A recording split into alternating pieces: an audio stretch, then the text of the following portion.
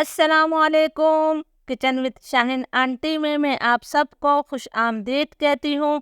आज मैं अपने किचन में बहुत ही आसान तरीके से मज़ेदार अरवी गोश्त बना रही हूँ। बहुत मज़े का ये अरवी गोश्त बनता है। इसके लिए मैंने आधा किलो अरवियाँ ली हैं। इन्हें मैंने छील लिया है। मैंने बहुत ज़्यादा बड़ी अरवियाँ नहीं ली हैं। जो बड़ी अरवी थी उसमें मैंने बीच में छीलने के बाद इस तरह से कट लगा लिया है ताकि ये आसानी से गल सके।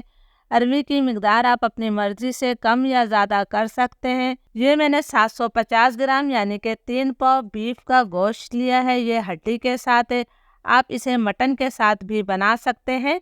सबसे पहले हम अरवियों का जो है लेस ख़त्म करेंगे। अरवी में भी जो है भिंडियों की तरह लेस होता है। इसके अंदर मैंने 1 चाय का चम्मच भरकर नमक शामिल किया है। ये नमक हमने अच्छी तरह से मसलते हुए तमाम अरवियों पे लगा देना है। थोड़ी देर में ही जो है इसमें से लेस निकलना शुरू हो जाएगा।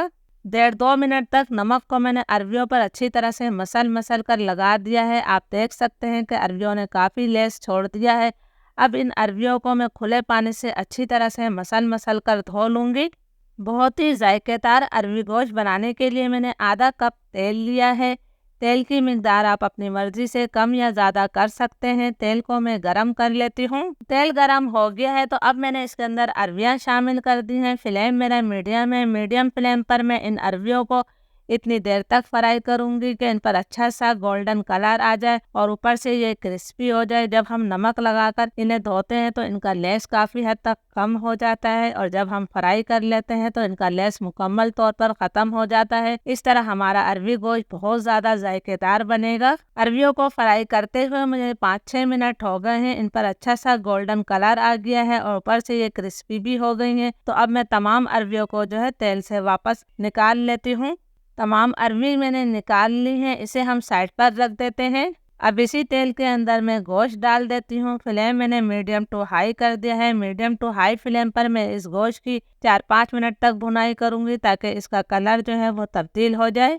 गोश्त की मैंने अच्छी तरह से भुनाई कर ली है। गोश्त का कलर तब्दील हो गया है तो अब हम इसके अंदर मसाले शामिल करेंगे। मैंने 2 बड़ी इलायचियाँ ली हैं, 1 दालचीनी का टुकड़ा है, 5-6 लौंगे हैं, 2 सब्ज इलायचियाँ और 1 चाय का चम्मच सफ़ेद जीरा ये मैंने शामिल कर दिया। 3 दरमियाने साइज़ की मैंने प्याज ली, इन्हें बिल्कुल बारीक स्लाइस करके मैंने डाल दिया है। 3 ही मैंने दरमियाने साइज़ के टमाटर लिए हैं। शोरबे वाला सालन जब भी बनाएं कोशिश करा करें कि टमाटर बिल्कुल लाल कलर के लें, इससे सालन का कलर बहुत अच्छा आता है। 2 खाने के चम्मच भरकर मैं इसके अंदर अदरक लहसुन का पेस्ट शामिल कर रही हूँ। 1 चाय का चम्मच भरकर मैं नमक शामिल कर रही हूँ। नमक आपको कम लगे तो आप बाद में भी डाल सकते हैं। 2 चाय के चम्मच मैं इसके अंदर लाल मिर्चों का पाउडर शामिल करूँगी। मिर्चें आप अपने टेस्ट के मुताबिक ले सकते हैं। 2 चाय के चम्मच फुल भरकर मैं इसके अंदर धनिया पाउडर शामिल कर रही हूँ। आप देख सकते हैं कि मैंने बिल्कुल फुल भरकर धनिया पाउडर लिया है। आधा चाय का चम्मच मैं हल्दी पाउडर शामिल कर रही हूँ। इसके अंदर बेसिक मसाले जाते हैं और बहुत जायकेदार ये बनता है और आज मैं इसे बहुत ही आसान तरीके से आप लोगों को बनाना सिखा रही हूँ। तमाम चीज़ों को मैं अच्छी तरह से मिक्स कर लेती हूँ।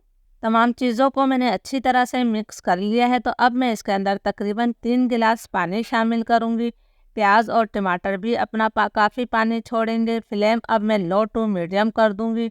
लो टू मीडियम फ्लेम पर हम इसे ढककर तकरीबन 1 घंटे तक पकाएंगे या फिर इतनी देर तक कि गोश्त हमारा अच्छी तरह से गल जाए। तो फिर मैं आपको 1 घंटे बाद दिखाती हूँ। गोश्त को पकते हुए तकरीबन 1 घंटा हो गया है। गोश्त हमारा गल गया है लेकिन अभी इसके अंदर मुझे थोड़ा पानी नज़र आ रहा है, इसलिए फ्लेम मैंने हाई कर दिया है। हाई फ्लेम पर मैं इसकी इतनी देर तक भुनाई करूँगी कि इसका पानी खुश्क हो जाए और तेल इससे मुकम्मल तौर पर अलग हो जाए। गोश्त की मैंने अच्छी तरह से भुनाई कर ली है, तेल इससे अलग हो गया है। तो अब हमने इसके अंदर फ्राई की हुई अरवियाँ शामिल कर देनी है। अगर आपको पसंद हो तो गोश्त को भूनने के बाद आप 2 से 3 खाने के चम्मच दही भी डाल दीजिएगा। इस तरह इसका जायका और बढ़ जाएगा। अरवी डालकर भी मैं 2-3 मिनट तक इसकी मज़ीद भुनाई कर लेती हूँ। अरवियाँ डालकर भी मैंने 3-4 मिनट तक इसकी भुनाई कर ली है। अब हमने इसके अंदर शोरबे के लिए पानी शामिल करना है। आप अपनी ज़रूरत के तहत इसके अंदर पानी डाल सकते हैं। ये मैंने 1 कप पानी डाला है। अभी मैं इसके अंदर आधा कप पानी और शामिल करूँगी। ये मैंने आधा कप पानी और डाल दिया है। अरवियाँ जो हमारे 6 से 7 मिनट में आराम से गल जाएंगी, इसलिए हमने इन्हें पहले भी फ्राई किया है। तो फ्लेम में लो टू मीडियम कर रही हूँ और लो टू मीडियम फ्लेम पर हम इसे 6-7 मिनट तक पका लेते हैं। अरबियों को पकते हुए 6-7 मिनट हो गए हैं। मैं आपको अरबी चेक करा देती हूँ कि अरबियाँ हमारी बहुत अच्छी तरह से गल गई हैं। ये देखिए जी, माशाल्लाह बहुत अच्छी तरह से अरबियाँ गल गई हैं। अब आपको मैं एक चीज़ बता दूं, जब अरबियाँ हमारी अच्छी तरह से गल गई तो मैंने इसके अंदर जो है आधा चाय का चम्मच गरम मसाला पाउडर, 3-4 हरी मिर्चें और 1 मुट्ठी जो है हरा धनिया शामिल किया। इसे मैंने अच्छी तरह से मिक्स कर दिया है। उसकी वीडियो नहीं बन सकी। अब मैं इसे 2 मिनट के लिए दम पर रख रही हूँ। 2 मिनट हो गए हैं, चूल्हा मैंने बंद कर दिया है। हमारा बहुत ही मज़ेदार खुश शक्ल अरबी गोश्त तैयार है। तो ज़रूर इस रेसिपी को ट्राई कीजिएगा और मुझे कमेंट्स करके ज़रूर बताइएगा कि ये मज़ेदार रेसिपी आप लोगों को कैसी लगी। रेसिपी अच्छी लगे तो लाइक और शेयर भी ज़रूर कीजिएगा। इजाज़त दीजिए, अल्लाह हाफिज़।